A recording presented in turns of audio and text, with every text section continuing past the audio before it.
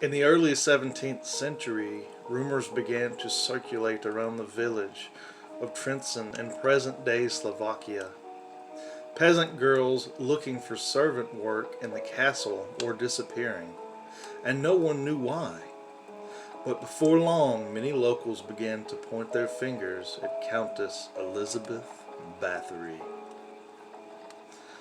Bathory was a member of a powerful Hungarian family and a product of inbreeding between Baron George Bathory and Baroness Anna Bathory. Called the castle home, she had received it as a wedding gift from her husband, the famed Hungarian war hero. By 1578, her husband had become the chief commander of the Hungarian army and embarked on a military campaign against the Ottoman Empire, leaving his wife in charge of his vast estates and the governing of the local populace. At first, all appeared to have been well under Bathory's leadership, but as time went on, rumors that Bathory tortured her servants began to spread, and when Bathory's husband died in 1604, those views became much more widespread and dramatic. She would soon be accused of not only torturing but killing hundreds of girls and women who entered her castle. Today, Elizabeth Bathory is infamously remembered as the Blood Countess, who killed up to 650 girls and women in the Kingdom of Hungary. If all the stories about her are true, then she is likely the most prolific and vicious female serial killer of all time.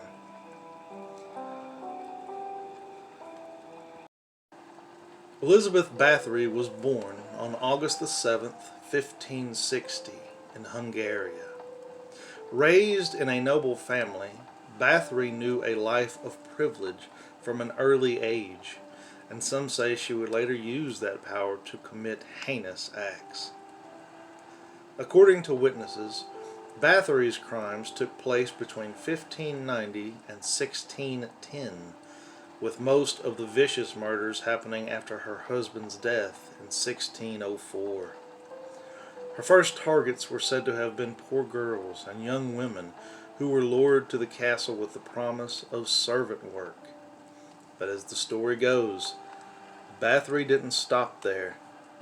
She allegedly expanded her sights and began killing daughters of the gentry who had been sent to the castle for their education.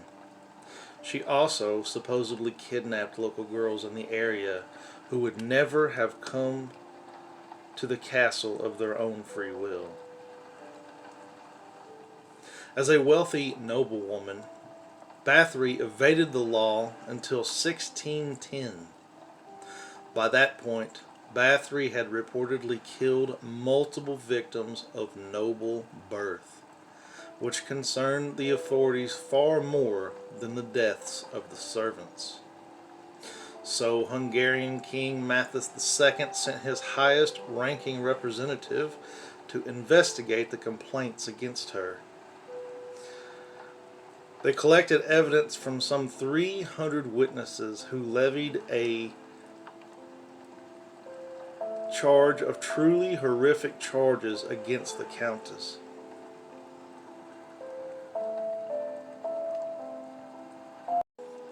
According to the contemporary reports and the stories told long after Elizabeth Bathory tortured girls and young women in unspeakable ways, she allegedly burned her victims with hot irons, beat them to death with clubs, stuck needles under their fingernails, poured ice water over their bodies, and left them to freeze to death outside in the cold, covered them in honey so that bugs could feast on their exposed skin, sewed their lips together, and bit off chunks of flesh from their breasts and faces.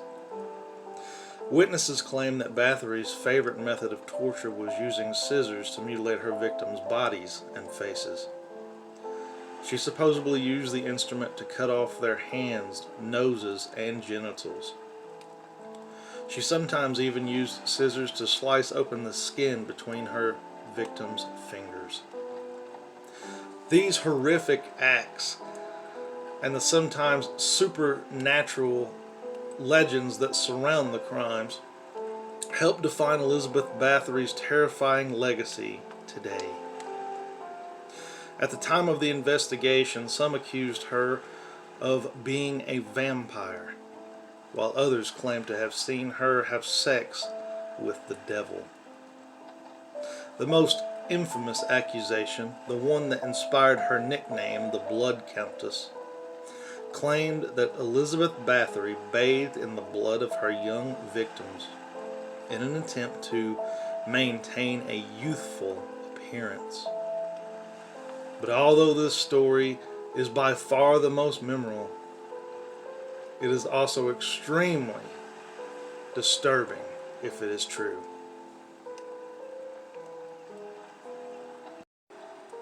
After hearing the accusations, they ultimately charged Bathory with the deaths of 80 girls. That said, one witness claimed to have seen a book kept by Bathory herself, where she recorded the names of all her victims, 650 in total. This diary, however, appears to only have been a legend. When the trial ended, Bathory's alleged accomplices, one of whom had worked as a wet nurse for the Countess' children, were convicted of witchcraft and burned at the stake. Bathory herself was spared from execution due to her status as a noble. However, she was bricked up and isolated in a room at the castle, where she remained under house arrest for 4 years until her death in 1614.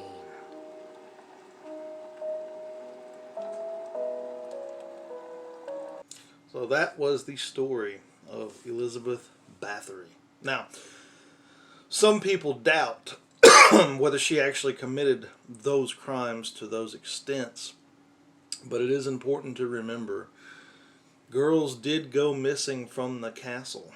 Those girls were never seen again, and she was convicted of definitely killing 80 girls. 80 girls. Back in those days, royalty could pretty much get away with anything, and it's hard to say how long she would have got away with her crimes if she hadn't have started killing the gentry, or the nobles, the children of the nobles, if you will. Now, I tried to look up whatever happened to Elizabeth Bathory's body, but no one knows. Some say that she's buried deep in the church area of the castle, and some people say that she was burned in the chapel of her castle, but there is no definitive answer. Maybe, if she really got what she wanted, which was eternal youth and eternal beauty, and she did find a way to truly become a vampire after bathing in all that blood, maybe, just maybe, she's not buried anywhere. Maybe she still walks the earth today in search of young, pretty girls to keep her eternally young.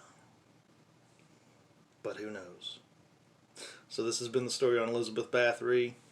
Peace, love. I love you all. Hope you've enjoyed this. I know it was pretty gruesome, but it was very interesting. Too interesting not to do a video on. So, peace, love. I love you all. Have a great day. Peace.